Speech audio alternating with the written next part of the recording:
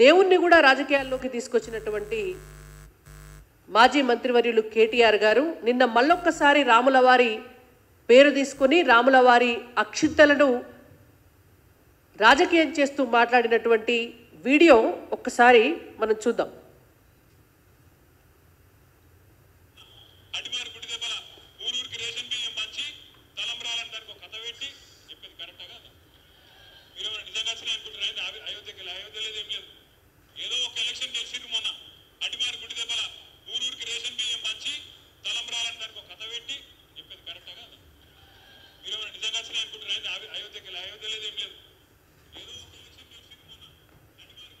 ఇది కేటీఆర్ గారు నిన్న అహంకారంతో కరీంనగర్ సభలో మాట్లాడినటువంటి మాటలు.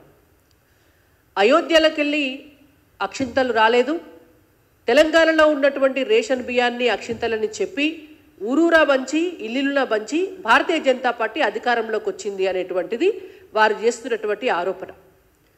మేబీ వాళ్ళు ఏమంటున్నామంటే రాజకీయాలు మాట్లాడదలుచుకుంటే బీజేపీ ఎట్లా అధికారంలోకి వచ్చింది, బీఆర్ఎస్ ఎట్లా అధికారాన్ని కోల్పోయింది అనేటువంటి దాని మీద పెద్ద డిబేట్ పెట్టచ్చు. కానీ రాములవారి అక్షింతల మీద కనీస అవగాహన లేకుండా అవి తలంబ్రాలో తెలియదు, అక్షింతలో తెలియదు కేటీఆర్ గారికి. అయోధ్యలో ఉన్నటువంటిది బాలరాముడి గుడా తెలియదు, లేకపోతే సీతారాముడి గుడా తెలియదు కేటీఆర్ గారికి.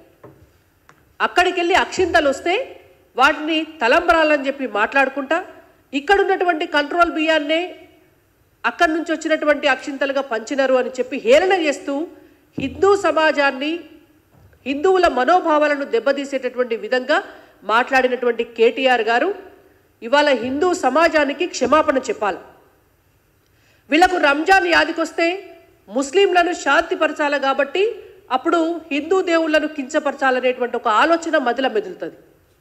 ప్రతిసారి ఎప్పుడు రంజాన్ వచ్చినా అప్పుడు కేసీఆర్ గారో లేకపోతే కేటీఆర్ గారో లేకపోతే కాంగ్రెస్ పార్టీ నాయకులో హిందుత్వం మీద భారతీయ జనతా పార్టీ మీద పడతారు. లేకపోతే ఎన్నికలు వచ్చినప్పుడు ముస్లింల ఓటు బ్యాంకు గంపగుత్తగా వాళ్లకు పడాలి కాబట్టి హిందూ దేవుళ్లను కించపరిచి హిందువుల మనోభావాలను కించపరిస్తే వాళ్లకు ఓట్లు వస్తాయి ముస్లింలయ్యి అనేటువంటి ఒక రాజకీయ కుట్రతోటి, ఒక కుచితమైనటువంటి స్వభావంతో మాట్లాడినటువంటి మాటలే నిన్న కేటీఆర్ గారు కూడా మాట్లాడినటువంటి మాటలు. కేటీఆర్ గారు బియ్యం తింటే ఆహారం అవుతుంది, అదే బియ్యాన్ని ఇంత పసుపు కలిపి నెత్తి మీద వేస్తే అవి అక్షింతలై ఆశీర్వాదం అవుతుంది.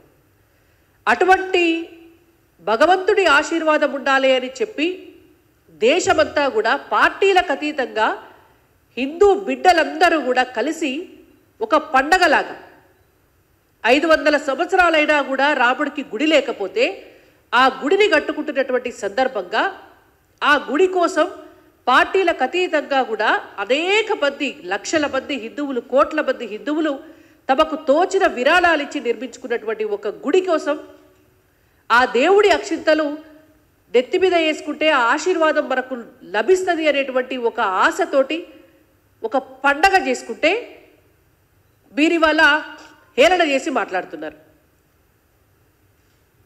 ఒక్క భారతీయ జనతా పార్టీ కార్యకర్తలే పంచినారా అక్షింతలు? బీఆర్ఎస్ పార్టీ కార్యకర్తలు కూడా పంచినారు, కాంగ్రెస్ పార్టీ కార్యకర్తలు కూడా పంచినారు.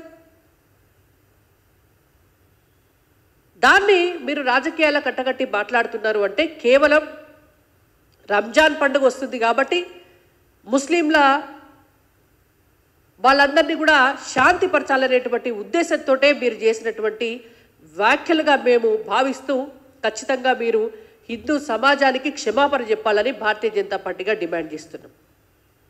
ఇంకో మాట కూడా అన్నారు, ఊరూరు అక్షింతలు వచ్చి మేము ఎంపీ ఎన్నికల్లో 8 సీట్లు గెలిచినాము అని. మరి నిన్న మొన్న జరిగినటువంటి పట్టభద్రుల ఎమ్మెల్సీ ఎట్లా గెలిచినాం? నిన్న మొన్న జరిగిన టీచర్స్ ఎమ్మెల్సీ ఎట్లా గెలిచినాం? 3 ఎమ్మెల్సీ ఎన్నికలైతే అట్లా 2 ఎమ్మెల్సీలు Bharatiya Janata party గెలుచుకుంటే 1 MLC independent గెలుచుకున్నారు. ఇవాళ మీ పార్టీకి కనీసం పోటీ చేసే ముఖం లేదు ఎన్నికలల్లా. ఇవాళ భారతీయ జనతా పార్టీ తెలంగాణ రాష్ట్రంలో 2 ఎంపీలుంటే 8 ఎంపీల స్థానానికి వచ్చింది. ఒక ఎమ్మెల్యే ఉంటే ఇవాళ 8 మంది ఎమ్మెల్యేల స్థానానికి వచ్చింది. ఒక ఎమ్మెల్సీ ఉంటే ఇవాళ 3 ఎమ్మెల్సీ స్థానాలకు వచ్చింది. మరి బీఆర్ఎస్ పార్టీ ఎక్కడొచ్చింది? అధికారాన్ని కోల్పోయి గుండు సున్నా ఎంపీ స్థానాలను తెచ్చుకొని ఎమ్మెల్సీ స్థానాలకు వచ్చేసరికి కనీసం పోటీ కూడా చేయలేనటువంటి పరిస్థితికి మీ పార్టీ వచ్చింది. అది కేటీఆర్ గారు యాదకుంచుకోవాలనేటువంటిది భారతీయ జనతా పార్టీగా బేస్ చేస్తున్నటువంటి హెచ్చరిక. దాన్ని బట్టి అర్థమవుతుంది భారతీయ జనతా పార్టీ ఎక్కడున్నది, బీఆర్ఎస్ పార్టీ ఎక్కడున్నది అని. ఇంకోటి, దొంగల ముఠా అనగానే బాగా రోషం పొడుచుకొస్తుంది వాళ్ళకు. దొంగల ముఠా కాకపోతే బీఆర్ఎస్ పార్టీది, కాంగ్రెస్ పార్టీది ఇంకేమన్నా మంచి ముఠానా? ఇవాళ రాసుకొని పూసుకొని తిరుగుతున్నారు. ఇవాళ కేసీఆర్ గారిని, బీఆర్ఎస్ పార్టీని దొంగలు అన్నటువంటిది మేం కాదు. మీకు ఒక పేపర్ క్లిప్పింగ్ చూపిస్తాను నేను. ఇది 1997లో, దీనిపైన డేట్ కూడా ఉన్నది, 1997 మార్చ్ 15. ఆనాడు వార్తాపత్రికలో వచ్చినటువంటి వార్త, దొంగ నోట్ల మంత్రిని సాగనంపుదాం అని చెప్పి స్వయంగా ఆనాడు సిద్దిపేట ఆర్డీఓ కార్యాలయం ఎదుట జరిగిన ధర్నాలో ప్రసంగిస్తున్న పిసిసి మాజీ అధ్యక్షులు వి హనుమంతరావు గారు. పిసిసి మాజీ అధ్యక్షులు వి హనుమంతరావు గారు స్వయంగా సిద్దిపేట ఆర్డీఓ కార్యాలయం దగ్గర దొంగ నోట్ల మంత్రిని, ఆ రోజు దొంగ నోట్ల వ్యవహారము, అంతకుముందు దొంగ పాస్పోర్ట్ల వ్యవహారంలో కీలకమైనటువంటి భాగస్వామి, నిందితుడిగా ఆరోపణలు ఎదుర్కొంటున్నటువంటి కె చంద్రశేఖరరావు గారిని బర్తరఫ్ చేయాలి అని చెప్పి వారు డిమాండ్ చేస్తూ చేసినటువంటి ధర్నాకు సంబంధించినటువంటి పేపర్ క్లిప్పింగ్ అది. మరి మీరు దొంగల ముఠా కాకపోతే ఏం ముఠా? ఇవాళ బయటకు వస్తే కాళేశ్వరం, ఇవాళ బయటకు వచ్చినాయి లిక్కర్ స్కాము, ఇంకా తవ్వుతే ఫోన్ ట్యాపింగ్, ఇట్లాంటి వాట్లల్లో ప్రతి దాంట్లో కూడా మీరు నిందితులుగానే ఉన్నారు. అన్ని స్కామ్లల్లో నిందితులుగా ఉన్నటువంటి అన్ని రాజకీయ పార్టీల నాయకులు కలిసి పెట్టినటువంటి ముఠానే ఈ దొంగల ముఠా.